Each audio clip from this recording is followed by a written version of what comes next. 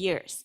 And heat waves pose serious threats to health, agriculture, energy, and infrastructure, as some of our earlier speakers shared with us. So to moderate this very timely discussion and topic, we are pleased to have our very own Ms. Zani Wood from ADB Gender Division, Senior Social Development Specialist.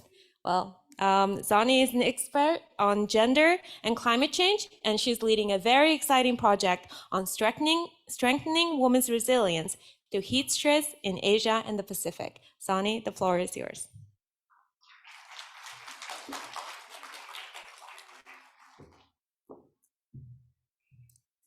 Good afternoon, everyone. I think it's very appropriate that this session was competing with the ice cream. Clearly, we need to cool off.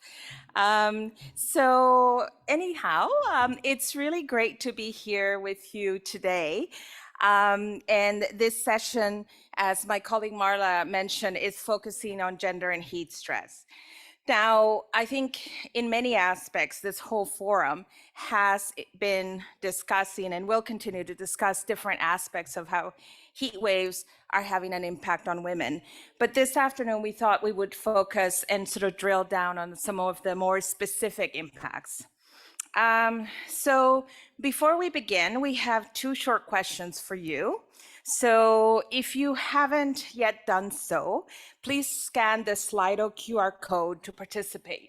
So if I can have, I don't know, can I have the Slido code up on? Okay, fantastic. Thank you so much. So while you're scanning, I want to tell you a little bit about how this session is being organized. So we have a presentation by Bushra Afrin, who is the North Dhaka's first heat officer, and she is also working with Arshrock. This will be followed by a panel featuring 3 additional speakers, Abhiyan Tiwari, who's the lead of the Health Climate Resilience program at the Natural Resources Defense Council in India. And this will be followed by Anna Bonnell, who's an associate professor with the London School of Hygiene and Tropical Medicine. And then Lakshmi Sharma, who is here at ADB, a senior urban development specialist. And both Lakshmi and Anna will be participating virtually. So in this panel, we'll also allocated sufficient time for Q&A. So please also start entering your questions in Slido. So the first question is up on Slido, and I can see some people are already answering the question. So the question is, to what extent do you believe women and men experience heat stress differently? So so far, 55% of you think moderately, somewhat, don't know, have never thought about it. Okay, you're in the right place. And not at all. So hopefully those who have not thought about it yet or don't know will come out of this session with a better idea of how heat stress is impacting women. So just give it a couple more seconds here to see. So I think most people think moderately and somewhat and don't know or have never thought about it is kind of even. Okay, let's see how people sort of stay within those categories or maybe change their minds at the end of the session.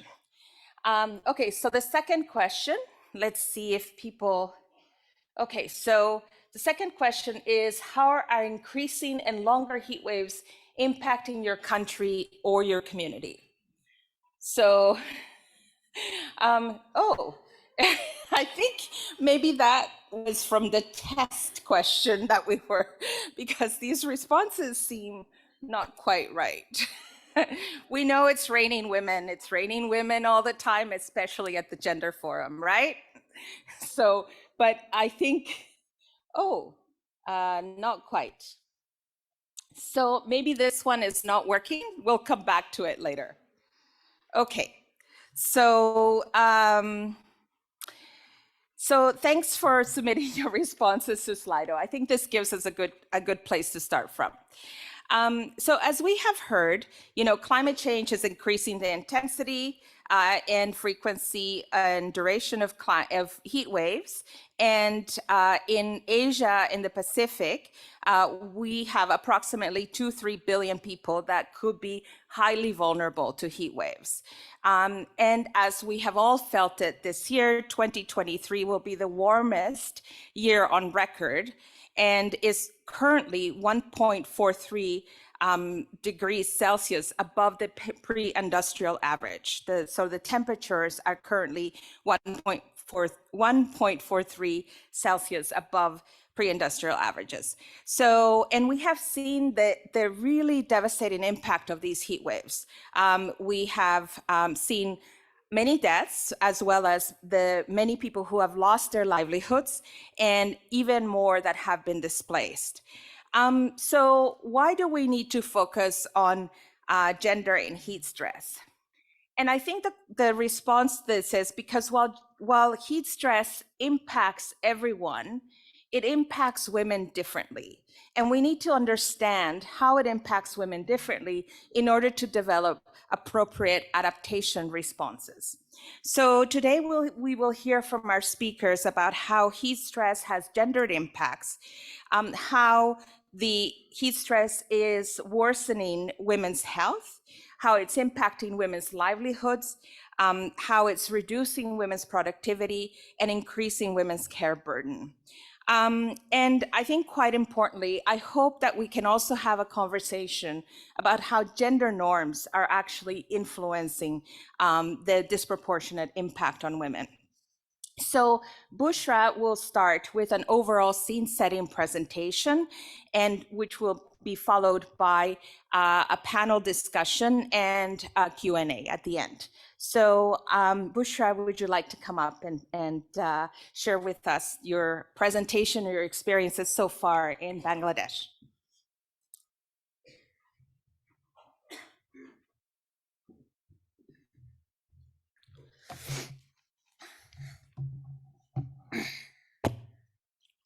Oh, these are very sensitive mics.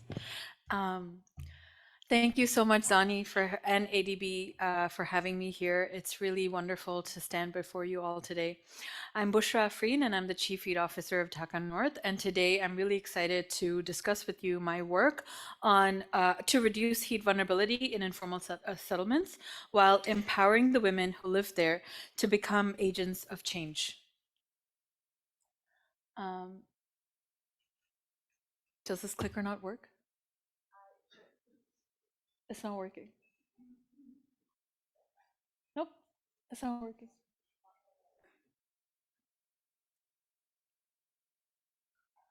Where am I supposed to be pointing it?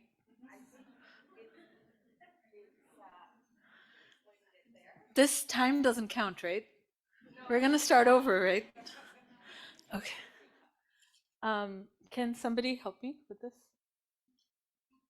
Okay. I'm not gonna click anything. So how was your day?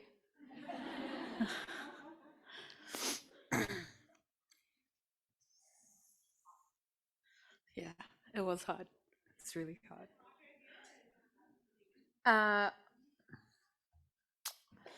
I think it's a very similar experience, but Dhaka right now, it's cooler right now. It rained all of a sudden and everything cooled down. So it's cooler in Dhaka right now than it is here. But it wasn't just a week ago. Yeah. Yeah. Oh, are we? Yes. Okay, we're back. Can we start the stopwatch? Okay, great. Hi, I'm Bushra Afriin, and I'm the Chief Heat Officer, and today in Dhaka North. And today, I'm really excited to discuss with you my work to reduce heat vulnerability in informal settlements while empowering the women who live there to become agents of change. So, like me, if you grew up in Dhaka, you are no stranger to hot and humid weather. But that is what makes extreme heat in Dhaka so dangerous. We are so used to heat that we often don't recognize when it becomes deadly. As you see in the slide, there is a very narrow range between when our bodies begin to react to heat and when we are in danger of becoming seriously sick. When we start to get warmer, at first our blood is pulled away from our vital organs. So that means blood is pulled away from our heart, from our kidneys, um, and sent to our skin, and that's how we start sweating. It's a natural defense mechanism, and it cools us down. But what happens if if our core temperature keeps on rising? If that happens, our health worsens, as you can clearly see in this slide. At this crucial stage, this is where you need to cool down. This is when it's so important to know the signs of heat stroke and be able to have access to cooling, because otherwise a person can experience irreversible damage to their organs and even death. Heat in Dhaka is different now and so much more dangerous than it was just a few decades ago. And the reason is a combination of climate change, which is causing longer and hotter summers, and the way that the city has grown. And these images show that in just 2 decades, so from 2001 to 2021, a portion of the city has undergone rapid and unplanned urbanization at the cost of extreme deforestation and complete loss of water bodies. And this has happened across Dhaka city, and all of those places are now urban heat islands. There is so much thermal generation happening within our city, as well as like a massive expansion of built-up surfaces that have pushed temperatures to the brink, much higher than its surrounding areas. I'm talking about Dhaka. And by 2041, only 14% of Dhaka city is estimated to remain free from extreme heat vulnerability. Only 14%. And that number will get smaller unless we don't curb emissions. Now, there are several reasons for the rapid urbanization in Dhaka. As a megacity, there are over 10 million people living in Dhaka North alone, and over 600,000 of them are living in informal settlements across the city. And that number is growing every day because you have 2,000 people migrating to the city on a daily basis, 84% of them of whom are climate migrants. And if you're a climate migrant, it's very likely that you're now living in an informal settlement and dealing with extreme heat. Globally, 2023 was the hottest year ever recorded in human history, and temperatures in Dhaka North were no exception. The city experienced its hottest day in 6 decades during the heat wave in Ramadan, where people did not drink water, right, making them more vulnerable. And then that temperature kept coming back repeatedly during months of rolling heat waves and constant power outages that left so many people living in urban poor communities without access to cooling. And growing up, this makes me really sad, but growing up, we used to sing about the 6 seasons of Bangladesh. But this year, Dhaka experienced summer for over 8 months.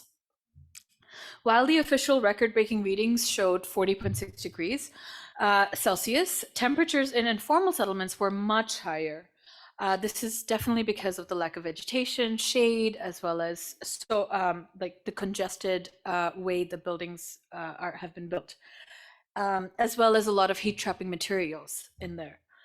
Similarly, road surfaces temperatures also saw a huge rise, like it reached up to 60 degrees, which made people who worked on the streets, people who lived on the streets, and people who had long commutes walking to their place of work very dangerous for them. So while heat can be dangerous to everyone, it does not affect everyone equally. And unfortunately, this problem doesn't seem like it's going to stop anytime soon. As I said, instead, it's only going to get more and more hotter as and you can see that clearly in this chart. The amount of hot days is going to increase 6-fold than what it is now.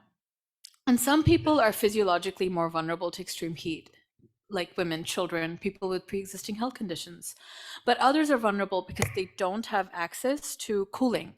And too often there is an overlap between these two groups. And that is particularly true for women living in informal settlements. And these women face systemic challenges that make them more vulnerable. For example, many of them can't afford to take a day off when it's too hot outside to keep working outside. They have to constantly choose between their health and their family. Young girls are vulnerable too, because climate-induced loss of livelihood has caused so many families around Bangladesh to marry off their underage daughters And these are young girls who are coming into Dhaka with their husbands, and they have no support system, limited education, and they've therefore very little adaptive capacity to endure or to adapt essentially against the stresses and shocks of extreme heat. Also, the bulk of the time taken up by unpaid labor, unpaid domestic work, makes it so much harder for women and girls to access or succeed in their workplace, while also reducing the time they have to take care of themselves. During heat waves, women and girls did not get any respite at night. When I worked with women in the informal communities, their homes had been baking in the sun all day long, and they became even hotter at night. Nobody could sleep.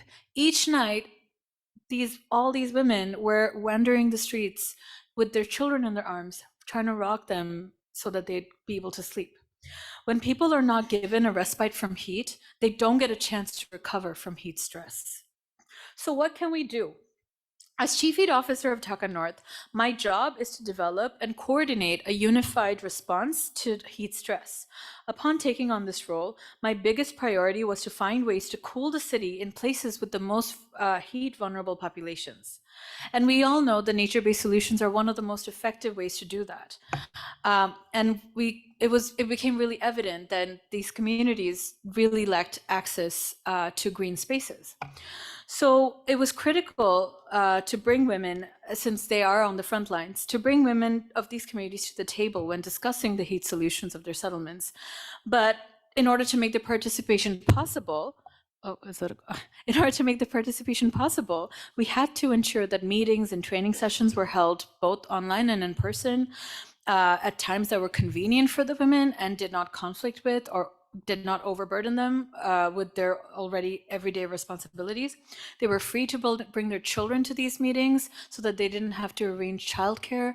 We provided full meals as well as provided transportation costs. So we historically, because of these barriers, women in these communities often had a hard time being included, and they were often marginalized. But this time, they were agents of change with a seat at the table from the very beginning. They were equal partners in the work that directly affected their communities and their well-being. And their insights were really critical to ensure the success of this tree planting project. You can see me right there, and we're having lots of discussions with community members. For instance, whereas we had initially thought, okay, there's lack of vegetation and shade, let's just go in and plant a lot of shade-bearing trees. But these women highlighted the importance of planting fruit-bearing trees, which would further motivate their community members to nurture them better. So in the past 2.5 months, we have successfully planted 5,500 trees across 15 settlements.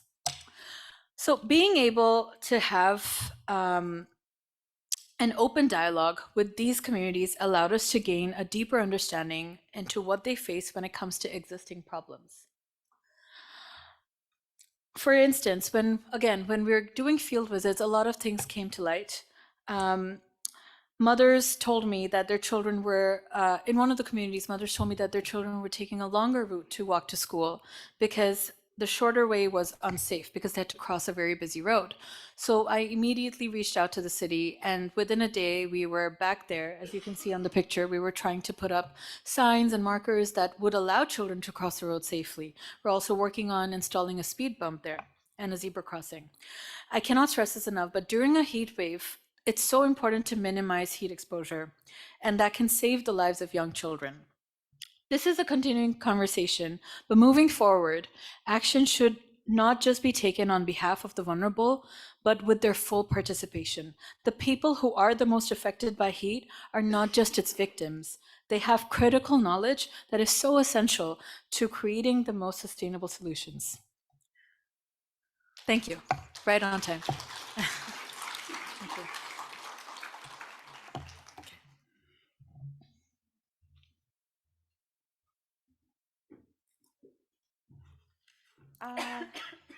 Thank you very much. Would you want to join us up here, Abby? Yes.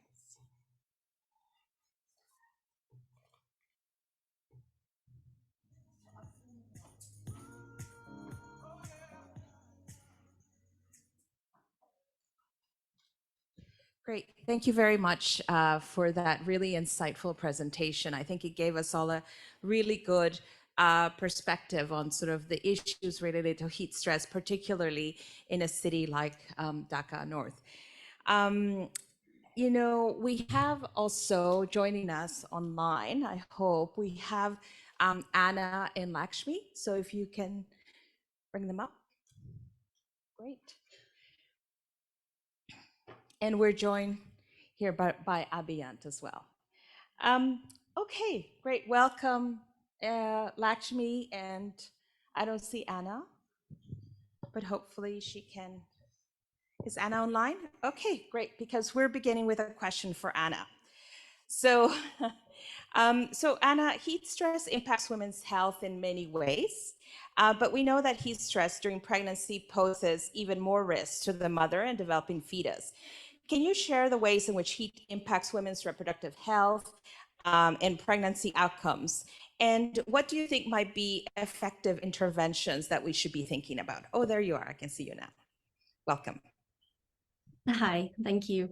Yeah, so as we've heard, extreme heat is particularly dangerous for vulnerable groups, and pregnant women are a particular vulnerable group.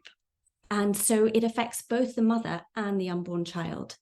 And if we consider the effects on the mother first, there was a recent study from California, actually, which looked at severe maternal illness. So that includes risk of bleeding, risk of clotting, risk of sepsis, so life-threatening conditions.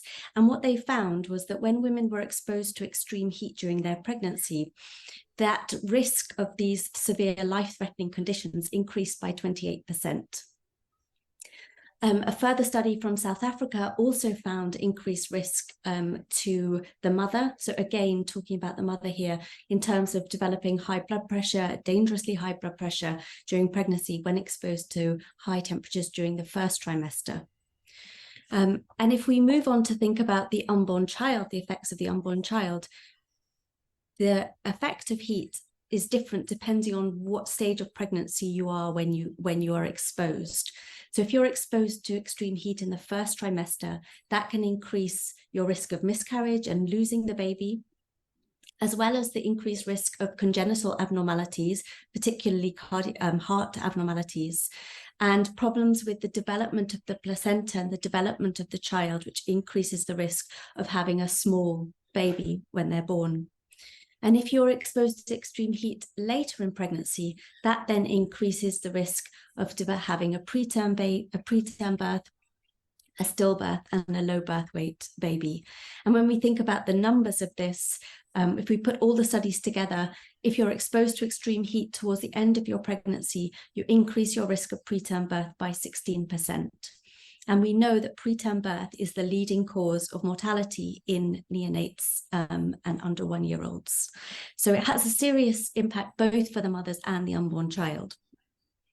Unfortunately, this area has mostly been neglected in terms of kind of thinking about the research to understand why this is happening, what's the underlying mechanisms. And so to date, there isn't a very strong evidence base around what would be an effective interventions to try and reduce these risks. But what we can say is from other populations, so for example, there's been a lot of work done on occupational heat exposure. What was effective in those situations was highlighting particularly dangerous times of day when you're exposed to heat, changing and modifying your behavior to reduce your exposure, and education around sort of personal protective mechanisms that you can take. So for example, ensuring that you drink plenty, ensuring that you rest, that you change your work schedule. So we think that these things could be effective in maternal health and protecting mothers, but there is a lot of work that still needs to be done to understand what sort of an overall bundle or package of care could look like to ensure that women are kept protected when they're pregnant. Thank you. Thank you, Anna. I think those are really sort of sobering information and that you have found through your research, but I think it's very helpful in terms of helping us think through what might be some ways for us to begin addressing sort of the particular risks that pregnant women face during heat waves. So I want to turn to Abhiyant now, who has done a great deal of work in India and in other countries and working on heat action plans. You have done work also with women's organizations to ensure that those heat action plans respond to the needs of women, particularly those most marginalized. So can you share a little bit about how the process has evolved of heat action planning and what have been some of the lessons learned? Sure. Thank you so much, Johnny, and thanks ADB for hosting, a session on this topic as well in this entire forum. Let me begin with asking to the audience, you can just raise your hand. How many of you know if your city or state has a heat action plan?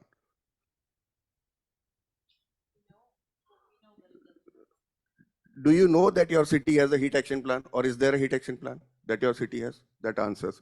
Anyway, so yeah, Johnny, the process has been long, starting from, we started from India, developed the first South Asian heat action plan in the city of Ahmedabad, which is in the western part of the country, which is relatively hot with dry climate.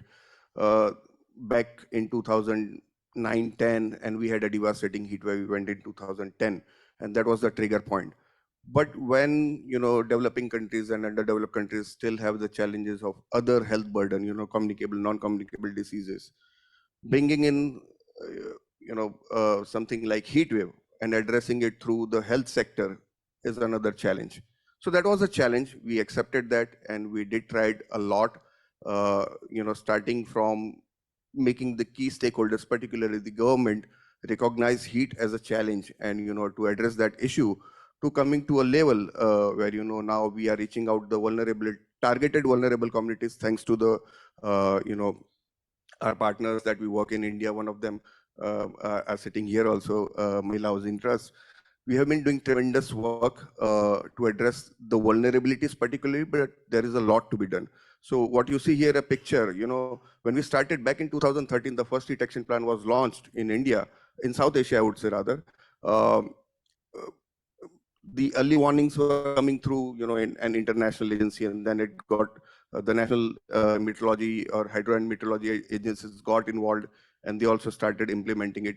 But we wanted to ensure that it reaches out to the last and the marginalized and the community, to the one at the bottom of the pyramid, and that's where such self-help groups and such organizations are helping us. What you see here is an early warning, issued by the meteorology department, getting to the targeted vulnerable community. One of our recent work in the city of Jodhpur, which is in the, again, western part of the India in the state of Rajasthan, is a tier 2 city, a small city, where we did a vulnerability assessment, ward level within city, a ward level heat vulnerability assessment, where gender is one of the component, women particularly, like what is the proportion of the women in a particular ward, and based on those vulnerability indexes, we decided to provide the interventions. So this is one of the slum community that our partners closely work in the city of Jodhpur, where the early warnings are being, reached out, are being provided to the slum, women who are particularly, because of the double whammy, as my friend Bushra was mentioning, are exposed to. Women are not just exposed to the outdoor heat, they are also exposed to the indoor heat, which is even more dangerous. There are a lot of stories that I can share here, but looking at the paucity of time, I'll stop here. Thank you. Thank you very much for that. I think we all clearly, have a lot to learn about the experience from India, who have been one of the leaders in developing heat action plans from, I think maybe 10 years, maybe even longer experience, maybe. Yeah. So, and now I want to turn to Lakshmi, who's actually calling in from I believe you're in Bangladesh, Lakshmi, and Lakshmi is an urban specialist, and she has been working on project designs that that help people manage heat stress as a critical element that needs to be incorporated in ADB projects.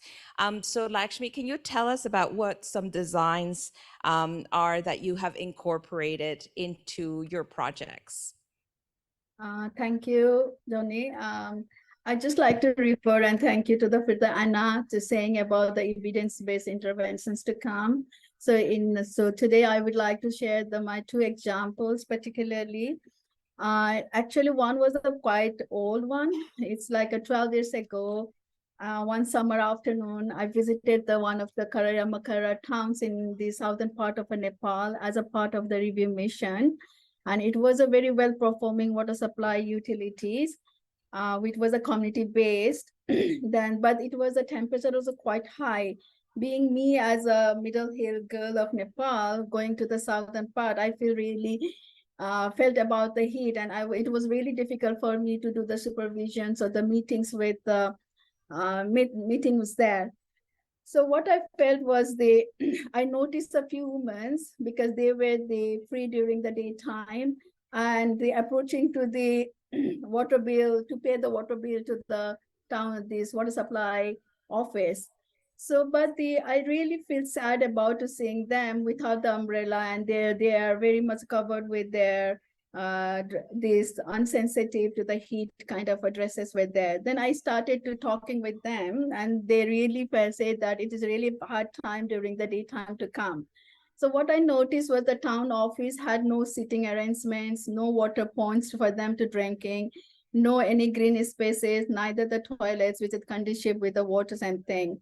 So I feel really sympathy with the empathy. Then I immediately discussed with the implementing agency, and they started to do incorporating the design changes of the offices to make it more green space and the shades and the sitting arrangements and water points.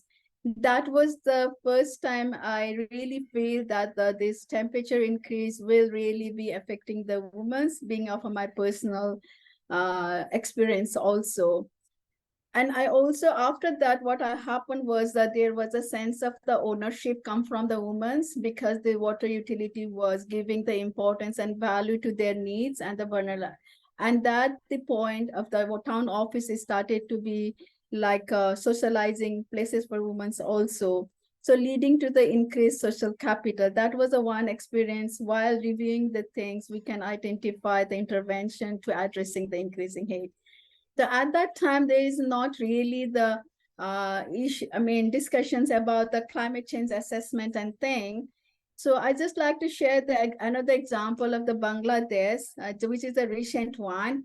While I was preparing the Bangladesh towns, coastal towns climate resilience project, we conducted several studies to derive the lessons from the climate change perspective to inform the design.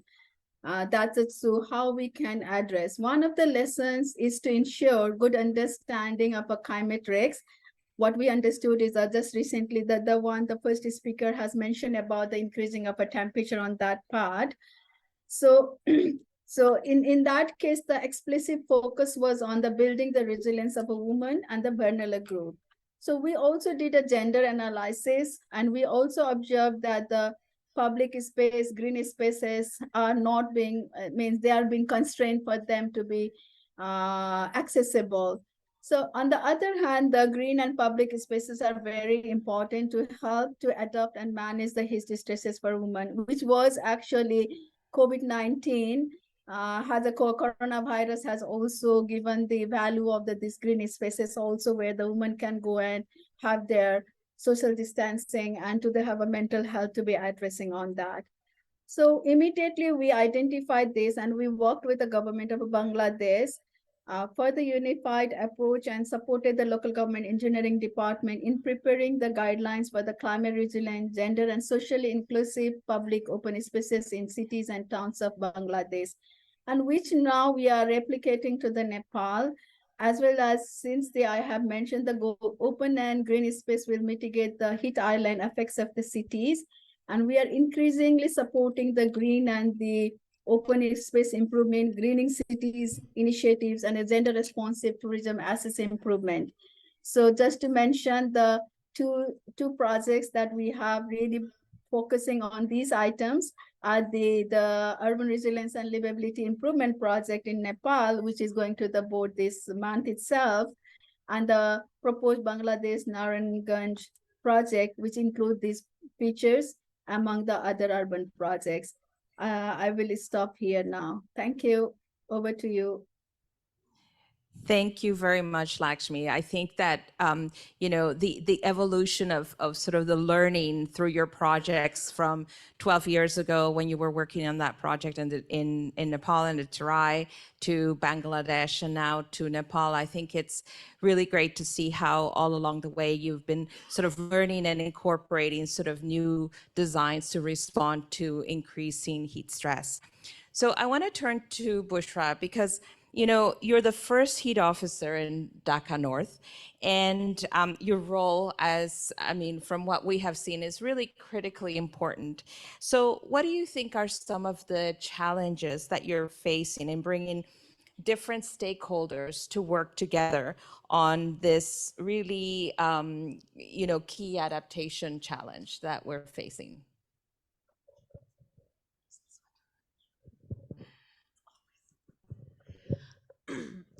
Well, some of the challenges that we've faced is historically and encouraged by bureaucratic and political steps. I will call them steps for now. Because of these issues, people in Bangladesh and in Dhaka have often worked in silos, Dhaka especially more than other cities. Nobody takes that first step to reach out to another governing body or another public office and discusses and collaborates. That hadn't happened until very recently.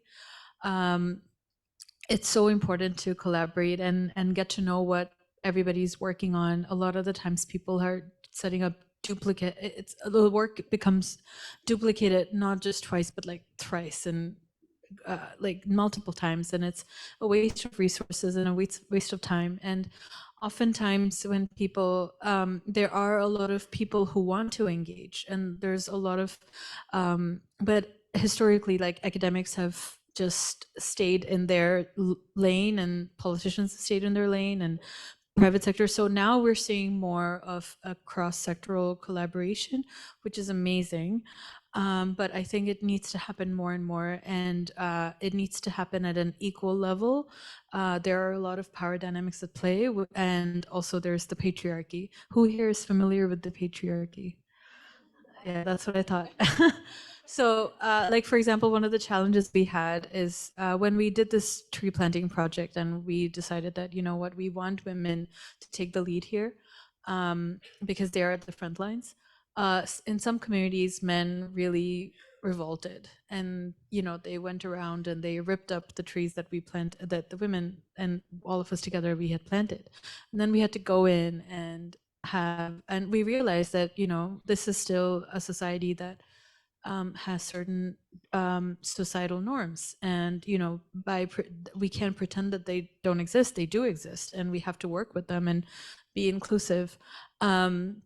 So while in some communities men were very appreciative of the fact that, you know, we're working with a lot of these people, some banks, and their wives and their sisters were attending these meetings out in the city with, you know, high level officials and executives.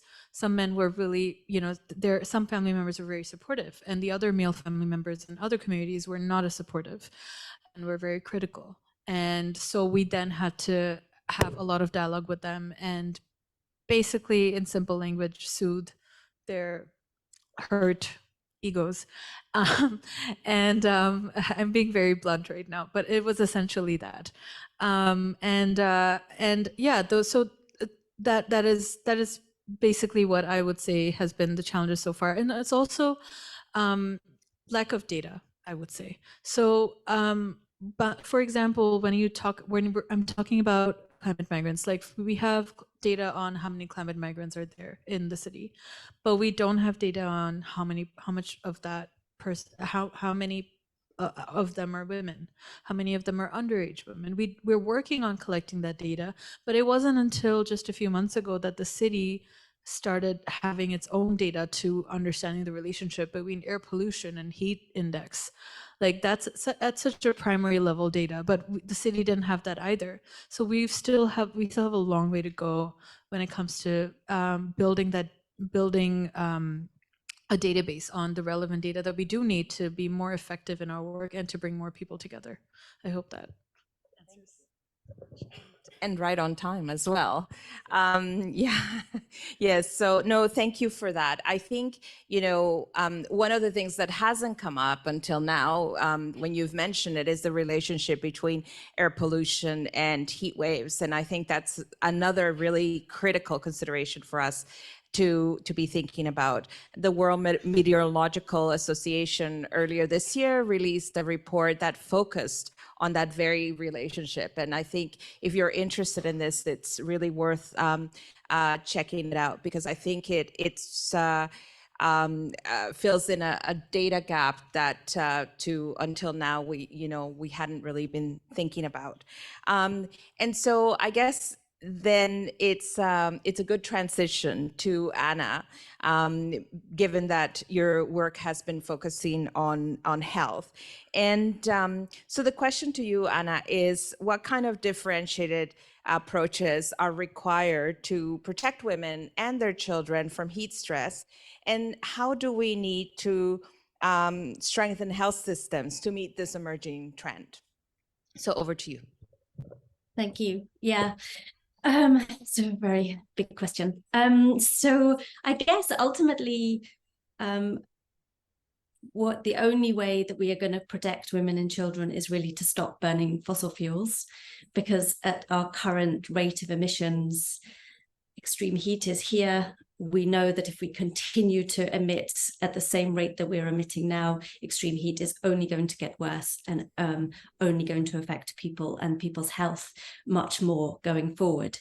So I think ultimately that has to be like a very clear goal for everybody, that this needs to be acted on now. But in the mitigation adaptation kind of conversation around climate action, as we've heard and been discussing already, we need to adapt now. We cannot wait. We cannot do one and then the other. It cannot be a separate approach. We must bring them together. And so although the health systems need to mitigate their emissions and sort of change, they also need to adapt and build climate resilience into the way they approach climate related disasters as well as any other disaster. So what I mean here really is that sort of echoing a little bit from what Lakshmi and Bushra have already said, we need to take an intersectional approach where we take a very holistic view. We look at many different aspects, but ultimately we have to put women and children at the center of the action that we take. And then kind of, I guess, digging into some of the details that we could use, I think it's ultimately important to think there is not going to be one simple solution to this going forward. And in fact, it's going to be a series of steps that will be taken on many different aspects of the way that the health is maintained. But also that it's not going to be the same solution in different places. And so, for example, some of the things that we need to think about in the health system is building climate resilience within the health system. So, for example, I'm based in West Africa, in the Gambia, and when there's a heat wave, it always coincides with lots of power cuts and energy cuts. And so you have this combination of extreme heat in the home, extreme heat in the health facilities, but then you don't have the resilience within the health systems to still be able to deliver, provide have the electricity available to provide the care that's needed. It affects the power, the supply chain and the delivery of medicines across the country with extreme heat, putting those things at risk as well. And that sort of applies not just to extreme heat, but to other extreme weather events such as flooding and hurricanes and things that needs to be taken into account into the way that the health systems are designed and kind of altered to help us live in our changed reality. And then other things that can be done in terms of improving the health of individual vulnerable groups. I think we can think about it in different steps that we could take. So at an individual level, as I mentioned, we could talk about education, individual actions that can be done to reduce your risk. But as we've already discussed, we have to recognize that this is not going to be possible for certain vulnerable groups. So altering your work schedule or not going out into the sun and working during particularly hot times may not be possible if your work is if without that happening, you will be unable to provide for your family. So again, I think that's why we have to make sure that we center it around the real lived reality of those who are experiencing this extreme heat. And then kind of leading on from what Bushra said about nature-based solutions and urban action that can be done, I think there's a whole host of things that can be done to make our urban environment more livable. And it seems so simple because you know, we all want a livable future, but cities are not designed to be livable now. In fact, they're designed to, I don't know really what the focus is, but it's like they've taken on their own crazy mentality, and we don't focus on the people who are actually living there and make it a safe, happy place for people to live. And I think a lot of action could be done just to bring back green spaces, bring back blue spaces, making the environment kind of a more enjoyable place. And you see from the medical literature that if you're exposed, if you have access to more green space, then you are safer in terms of your health. You're less at risk of extreme heat, you have better well-being, you have better mental health, and all of those things come together. So that would be my thoughts. Thank you. Thank you very much for that. I agree with everything that you've said about sort of the, you know, the need also for cities to be places where people can be happy and have green spaces and be able to breathe. Yeah, 100%.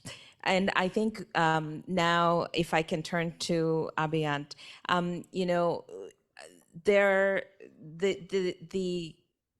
heat action plans are, we can develop them, and like many policy, you know, papers out there, they can stay as plans and be put up on a shelf and not necessarily be implemented.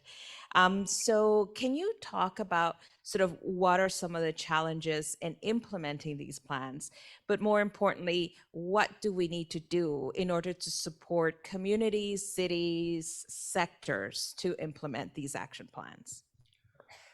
Yeah, thank you so much. In fact, that's a very important question because we also recently had a review done by one of the organizations in India on the heat action plans in India, and it found out that most of the plans were on paper only, and there were gaps like what I mentioned about the vulnerability assessment. Most of the heat action plans didn't have the local vulnerability assessment done, or didn't have the financial, finance mechanism linked to the implementation or of the heat action plan. While we were talking about the future ready cities, I was just, while coming from the airport yesterday to the hotel, I was stuck for more than 15 minutes in a condo outside a condo on a road which had this title Future Ready District or something, Greenfield or something. They have a title Future Ready District, and I was stuck for more than 15 minutes in the traffic. I was just imagining what could happen in a summer if somebody is driving a bike and stuck in that traffic. Well, that was just my experience about the future readiness. Challenges with heat action plans is that heat, despite being, we all know that if there is one hazard, which is for sure, is getting exaggerated and gonna get exaggerated, getting more intense and severe because of climate change. There is no, ounce of doubt on the impact of climate change human, induced climate change, on heat being getting more severe. It is just heat among all other hazards, torrential rainfalls, floods, or any other hydrometeorological hazard. Heat, we for sure know that it is because of getting more intense because of climate change. Despite that, majority of the countries across the world do not recognize heat as a notified disaster. No. Right? That's why you don't know whether your city has a heat action plan or not. So that is something as a bigger challenge globally. But then there are opportunities. Cities are working on it. Countries are recognizing it as an imminent challenge and a challenge for future. There are more and more consortiums and organizations coming together, both globally, nationally, subnationally. For example, Global Health Information Network that I'm part of, the USROC's Heat Resilience Center. They all are putting together effort to make evidence-based advocacy to address this issue, because the challenges are humongous. When we talk about who is more vulnerable to heat, there is no doubt on gender. Women, there is no doubt that women are more vulnerable to heat, not just because of the physiology, but also because of the social and cultural practices, right? I mean, I'm pretty sure that many of you women here also who are well off might be keeping, you might not know, but you might be keeping yourself not dehydrated, but not consuming water when you are traveling. Huh? Just because you might not have access to the safe toilet, a clean toilet, right? Now imagine about a slum women who do not even have a toilet inside the house, or women in the rural areas. They tend to keep them. Same happened in Ramadan, right? If anyone has any doubt that heat can affect you or not, just go and Google or YouTube. On YouTube, go and check the 2015 Karachi heat wave. You will be shocked with the videos and images of the hospitals. Hospitals and morgues had to put the board outside. I mean, I saw that was very, heartening for me. I saw a board outside the morgue which said, "Sorry, no room for dead bodies." So it's not just COVID that can make such situation. Heat can definitely make that situation, and it will make. So challenges are humongous. But good part is that more and more countries are now recognizing it. More and more evidence is getting built upon, and all that we need is to have better heat governance, which is the missing part here, and that is also an opportunity. So have US and many parts in the world, in Europe, they have started with heat regulations, heat acts on heat, governing the heat, both in health sector, in infrastructure and other parts. It's not just health that is getting affected because of heat. Now it is the economy that is getting affected by heat. Last year in India, we had seen the impact of heat on agriculture, on power sector, and that has happened in many parts in Pakistan and Bangladesh also. So what we need is a better heat governance that can regulate this multi-sectoral approach response to the rising temperature, and not just see it in silo as a response from disaster or only health sector. So yeah, that's something I think is more important. Thank you very much for really highlighting sort of some of the implementation issues. I want to pick up on something that you said, which is really that we are probably not even counting the number of deaths that are heat related. And I think that contributes to, governments and communities not really fully understanding the huge impact that this is having. So I think, Bushra, we have been talking about sort of some of the challenges in implementation and so on. But, since you have just recently started your mandate, 5 years from now, what would you like to have achieved as a heat officer? Well, everything that he said. I think we so right before I came here and when I was working on this presentation, I asked a lot of different people at a lot of different levels of government to give me data on the excess deaths that happened during the hottest year ever recorded in human history. And I was very disappointed to know that they didn't keep this data, because it wasn't significant enough, unlike COVID. But I think it's 5 years from now, I would like that data. I would like to see that data.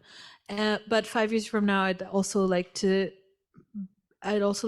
to be at the stage where nobody has to die from heat. I want there to be protection for women, children, outdoor workers, so heat insurance schemes. There should be power accessibility, especially nobody should have to, during a heat wave, nobody should have their power cut off. In Bangladesh, it's very, just like she was saying, Anna was saying that what happened in Gambia, it happened in Bangladesh too. It happened in Dhaka too. And affluent neighborhoods got their power back much earlier than lower income neighborhoods. So access to power, access to cooling, and effective strategies like early warning systems that combined with effective governance could, as Abhi was saying, Bhaya was saying, that it would really transform how people considered heat, how people thought about heat. And lastly, I think, well, we need to, like, I'm already starting our work on comprehending, like, what could a heat adaptation plan for Dhaka North look like. But 5 years later, I want that, like, I'm dreaming of the day where, you know, the national government will be like, let us have a heat adaptation plan as well. Like Bangladesh have a heat adaptation plan, not just for Dhaka North, but for all the towns, all the cities, all the rural lands that are being affected by heat. When I first talked to the Bangladesh Meteorological Department, so pretty soon after I was appointed as CHO, I found out that they had historically been told to only consider and only pay attention to weather changes in the rural agricultural sector, not in the city. They were just not focused or they were not aligned with the city's temperature changes at all. And I asked them, well, why, like, do you not, why isn't there focus on this? But we were having heat waves. Like, well, we haven't gotten that direction yet. That was the response I received during a heat wave.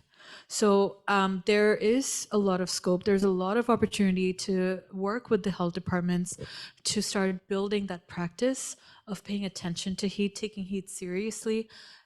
Since my appointment in March, was it May or March or April, sometime it feels like forever. But since then, there have been a lot of conversations on heat, and I'm really grateful for that. But there's so much more to be done. We have to, not just at a government level, but we have to do community outreach, because as I said in my speech, that living in this country, you're just not used to taking heat seriously. So I think that's the first step: public awareness, especially among vulnerable people, and work with them to figure out what are the best solutions for them that would enable them to fight back against heat and to protect themselves and their kids from heat. Thank you very much. I want to end with a question to my colleague Lakshmi, and asking her, what can an institution like ADB do, you know, through our work in countries in the region that are really, you know, 6 out of the 10 most affected countries by heat are in our region. So what can ADB do to really, through our projects, to address some of the things that you've heard about today? And I guess, given that you're an urban specialist, maybe, you know, focusing on the urban related issues that you've heard today. Okay, thank you so much. So, and then I'm also enlightened with the heat-related issues and challenges.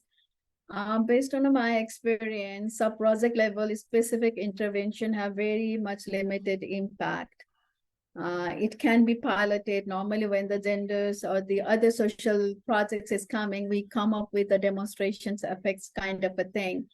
But it has, as I mentioned, it has a limited impact, and moving forward for the impactful and the sustained changes, we need a very transformational, systematic way of doing things, like a transformational intervention through empowering and the supporting the urban local bodies. because they had the mandate to provide the basic services to and they take care of their populations itself. Just to go back to the issues and challenges that we have here. So giving an example with the Nepal itself. So there is a and then another thing I just want to mention is that it was basically to touch about the labor productivity. So we really need to sensitize and make aware of the local government and the government. The public awareness has been there also. But before how we do those things, so we need to have a very sound the climate change assessment. We need to make because not to make a plan just to sake of making plan. They need to be really on board to bring the plans on board. They need to be part and parcel of the plan preparation itself. So the stakeholder engagement is a very important part on itself. So giving an example of I'm starting with the Nepal project itself. So we had this climate change assessment, and we are building on these decarbonizations and the risk-informed urban master planning. With this, the heat action plan will be the part and parcel of the bigger picture of the climate change action plans, because one of the major risks is on the vulnerability is the heat increase, also temperature increase in case of Nepal. So with that, it will need to bring the institutional changes. Until and unless we bring the institutional changes, it may not be sustain the impact that we are doing. So systematic inputs and the systematic way of forward would be starting with the heat action plan under the broader framework of the risk-informed master planning. Over to you. Thank you very much.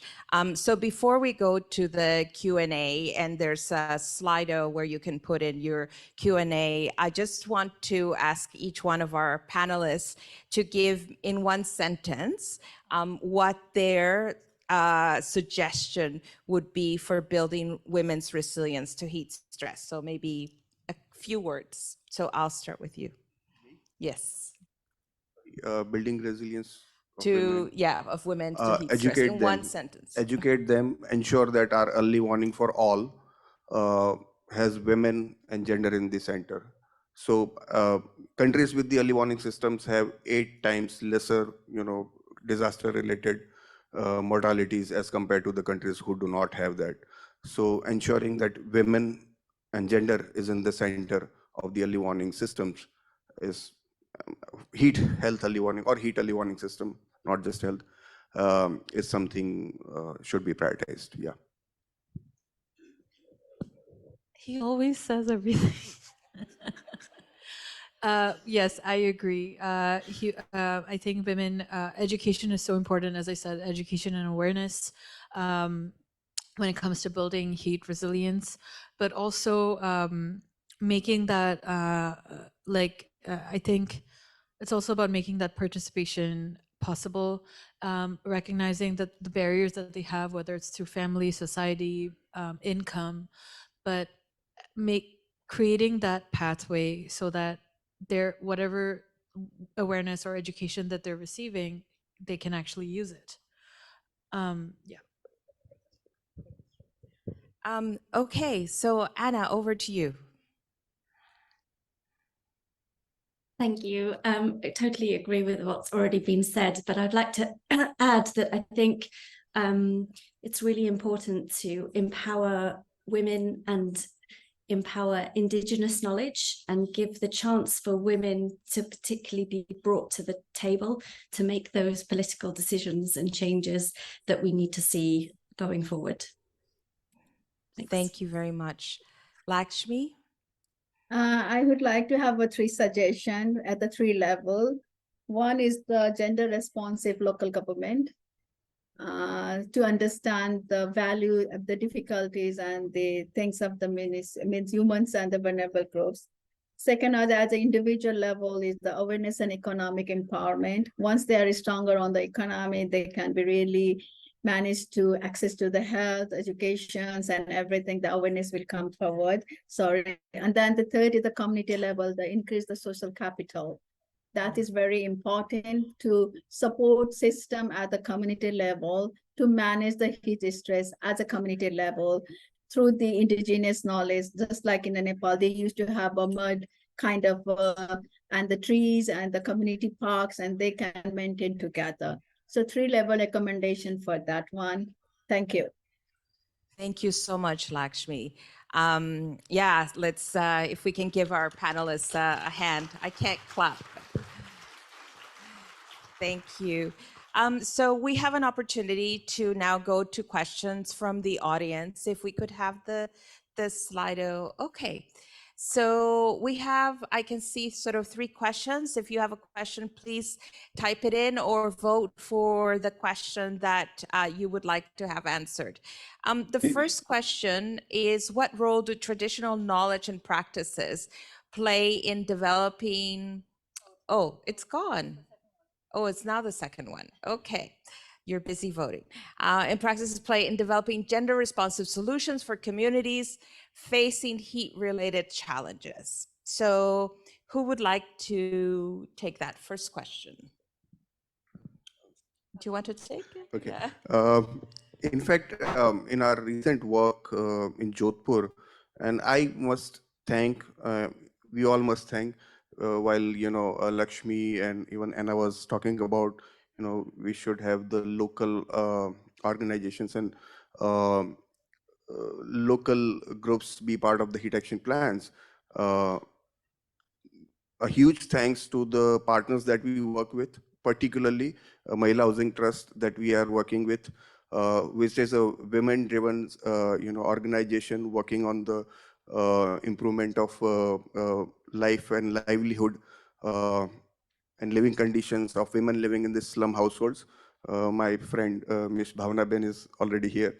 So thank you so much for the tremendous, excellent work. If these are the organizations who can really take the work to the grassroots levels, and they know the traditional, such organizations know what is traditional, like what are the cultural practices, what is the contemporary and cultural practices. So it is important. You can't just go with a solution of America to the India and say that, just accept it. No, that's not gonna work. So you have to have the local solutions, local as in hyper local. In country like India, there is so much of diversity. Our food practices change when we, travel 100 kilometers.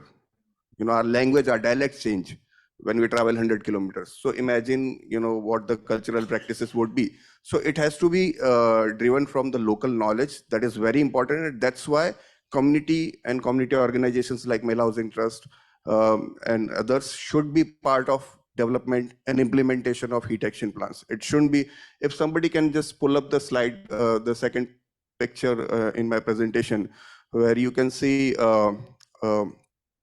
we just recently visited one of the solutions that in the heat action plan that we are offering is cool roof, right? Which is otherwise also a traditional practice in India, not maybe in terms of white roof paint, which are now available, got available recently, but there were several other practices. One of the slum houses that we visited, their experience, and these are lived experiences.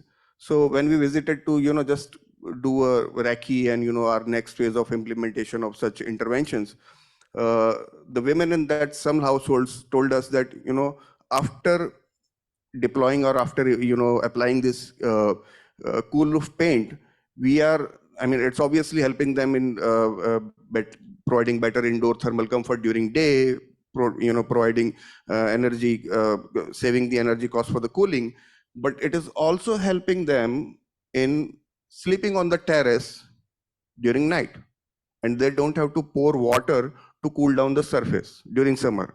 I'm talking about summer, and summer in India is very harsh, right? So usually what you have to do is, if your surface rooftop is not cool roof, then you might have to pour water to cool it down, and then you can sleep if you want to sleep on terrace. But after applying this cool roof paint, they don't even have to pour water. They can just spread their bed sheets and they can sleep there. So it is also saving water. So there are many co-benefits which we can learn from the traditional practices if we work closely with the communities. Yeah. Thank you very much. I mean, I'm always reminded in my own country, I come from originally from Central America, and our traditional buildings were thick, adobe mud walls, which kept, our houses cool. And so I think some of these sort of passive cooling traditional buildings are things that are actually being explored now in order for us to, address some of these issues related to housing and heat stress. So I think we have time for one more. Lakshmi, I saw your hand up. I don't know if you wanted to also respond to this question. So what I want, it's not the responding, I just want to share like that. Like, for example, India, some of the cities and the Tarai of the Nepal might have experience of the Pakistan, other countries. But in some of the communities, which used to be the cold settlements, temperature was a cool, they don't have any indigenous knowledge about managing the increase in temperature. So what I want to stress is that we need to document from other countries or the other places where the rising temperatures are there, where there is the practices are there. The cross learning with the other countries or the other communities has to be there. So we may not be able to find the indigenous knowledge for managing the heat stress in particular towns, could be, but they are already started to experience with a small 1 degree increase can affect their livelihood. Thank you. Thank you. And that's a really interesting point, because earlier when Shaila spoke, she spoke about the cyclone resistant housing.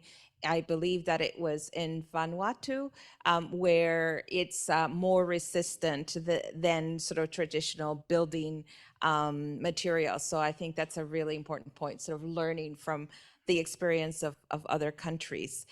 So we only have time, unfortunately, for one more question, and I will just read it and see who would like to answer. So in addition to specific practical solutions, wouldn't this also need more large-scale and systematic solutions connected to urban planning and public housing? So who would like to take that? Yes, absolutely. We would need more large scale and systemic solutions. So I'm going to go back to Dhaka North. Traditionally, we used to have houses with very thick walls and small windows. This was done to keep heat out and for the houses to keep cool in the summer. Now, if any of you've ever been in Dhaka, you'll know that all buildings have like glass everywhere, and their air conditioning is always running, even in the winter. This really contributes to the urban heat island effect. There is the buildings, the modern buildings aren't designed with natural ventilation in mind, as opposed to there's a hospital in Dhaka that's still, it's called Holy Family or Holy something, but there's a hospital that I used to go to as a child, and it's still the same today. And even in the summer, they don't need to use air conditioning because they have water systems that's running underneath the floors and high ceilings. So even in the summer, when you enter the building, you feel cool, while everybody else outside is really suffering. So when we're thinking of building our heat action plan, we're really trying to include all of these systemic solutions that have to do with urban planning. Like, this is part of the our building code problem. And then, but regarding public housing, it really matters. It really depends on the kind of government you have and the kind of resources that they have. For example, not all the time is public housing the better solution, I would say. Sometimes they are moved, people are forced to move from their houses, places like informal settlements, to public housing that's much far away, and then they have to walk all the way back to their place of work without any access to transportation.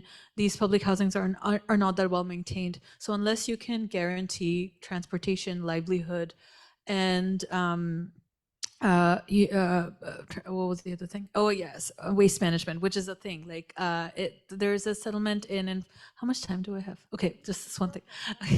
There was a settlement which we visited, and the National Housing Authority were just handing over to a large section of the informal settlement families, like apartment blocks.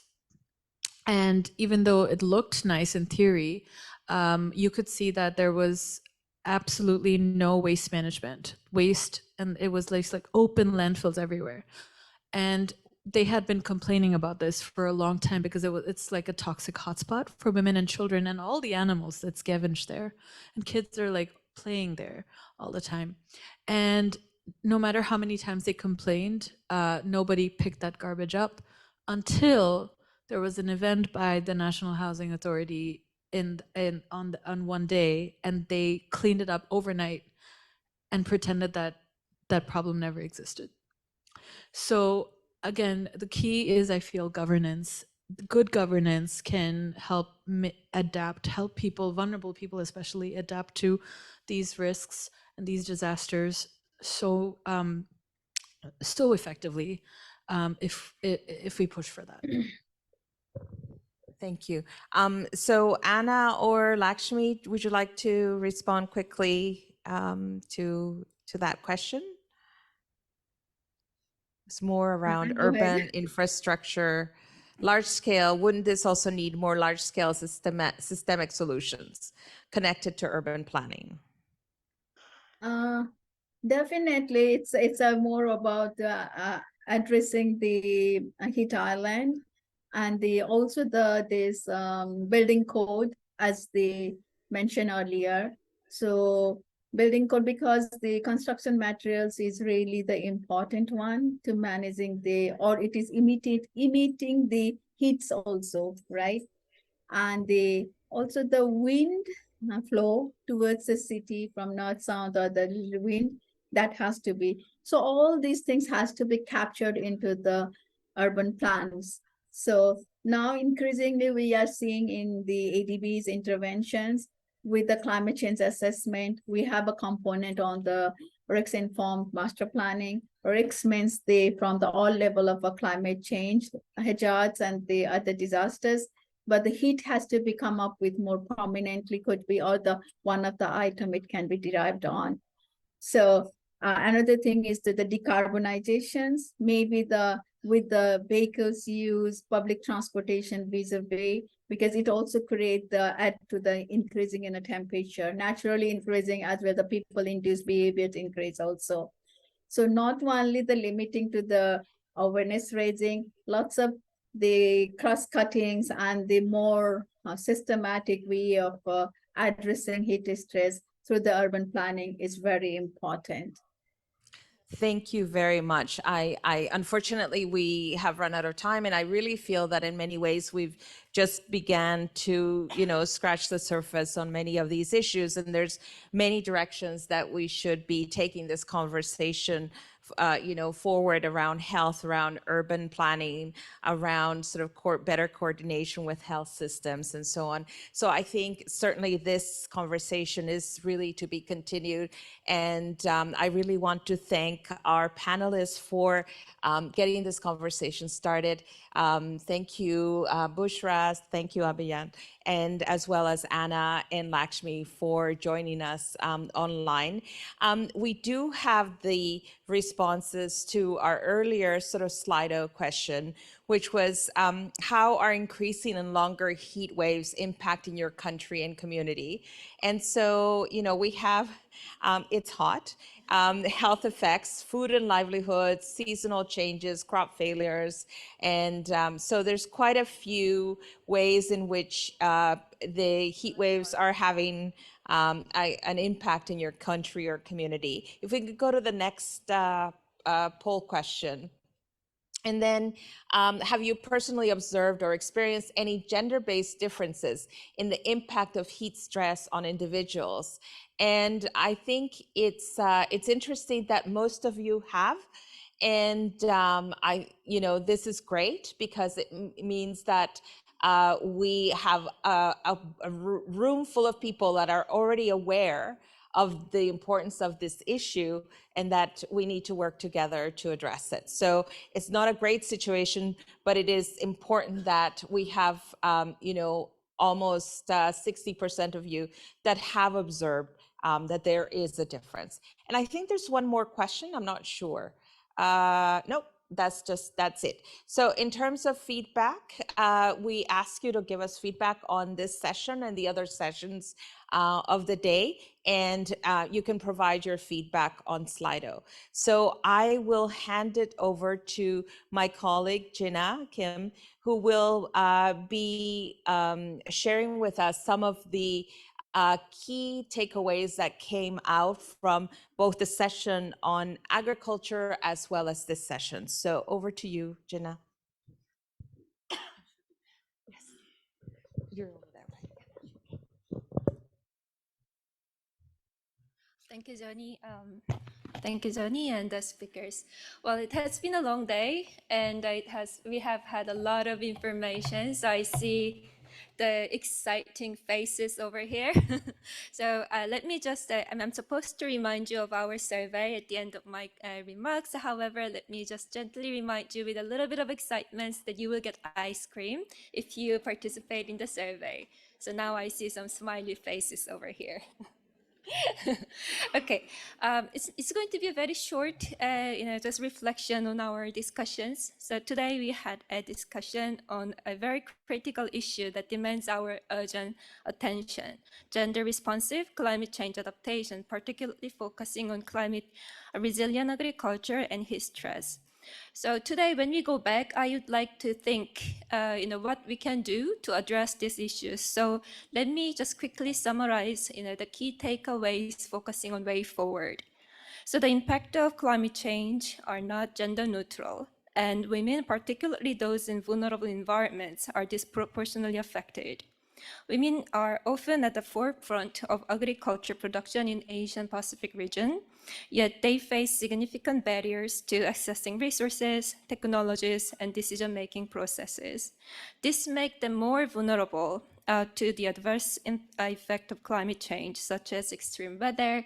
We just discussed extreme heat waves, and also water scarcity and food insecurity. So to address these issues effectively, we discussed that we should make continued efforts to collect more data, and we should address the gaps in research areas to better understand the vulnerability of women in agriculture sector. And also we should make efforts to create enabling environments for women to utilize their inherited knowledge and engage them into climate resilient agriculture value chains equally. And also they should be able to participate in decision-making processes. Finally, for agriculture sector, we should actively address the issues related to social and gender norms that hinder women's participation in the economic activities in the agriculture sector, and therefore we should adopt the gender transformative approach. We just discussed the gender and heat stress issues. Women are particularly vulnerable to heat stress due to their biological and social factors. There is a limited understanding of gendered impacts of heat stress and how potential solutions can and should take women's needs into account. Therefore, we should make joint efforts to collect more data again and conduct more research to develop more gender-responsive development planning, taking into consideration of heat stress. Also, this needs to be informed for our investment decisions. Second, innovative technologies should be adopted to provide services tailored for women, enhancing their resilience to heat stress. So finally, I'd like to reiterate that women should be taken into consideration as a change agent, not as only beneficiaries. So recognizing women as key stakeholders and agent of change is crucial. Women contribute significantly to sustainable development and possess unique knowledge, skills, and innovative solutions for climate change adaptation. Let me reiterate that gender-responsive climate change adaptation is not just a matter of equity or fairness. It is necessity for ensuring the resilience and sustainability of our communities and economies.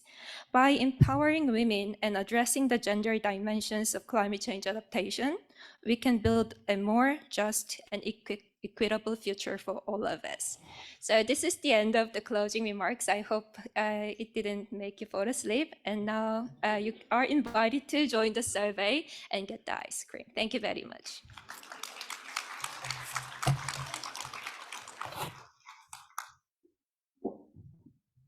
Thank you so much, Sonny, and our amazing panelists. Thank you, Jina, for that excellent summary of our theme too. We are getting close. We have one more item on our agenda. So to give us a summary of our entire day, you know, Tofu creatives have been illustrating every single session since this morning. So we, of course, need to hear from them. So over to you, Tofu creatives. Are they